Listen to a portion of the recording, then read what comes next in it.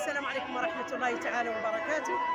اليوم نحن مشاركين في هذا الحدث اللي هو طبعا انضمام للمسيرة الدولية المطالبة بإطلاق سراح المعتقلين السياسيين الصحراويين في سجون الاحتلال المغربي السيئة الذكر. اليوم نبرهنوا للعالم عن المعتقلين هم أولادنا وفلذات أكبادنا، ونطالبوا ونندعو بهذا الواقع المرير اللي مرفوض تماما وهو ضد الإنسانية، اللي مارس كل أنواع الانتهاكات الجسيمة ضد المعتقل السياسي فقط لأنه طالب بتحرير الأرض. وإذا كان السجن المعتقل مسجون بسبب عنه رفع رايته وقال عنه طالب تقرير مصيره وتحرير أرضه، فنحن أيضا يجب أن يسجنونا، لأننا كلنا والشعب الصحراوي عن بكرة أبيه يطالب بتقرير المصير ويطالب بتحرير الأرض.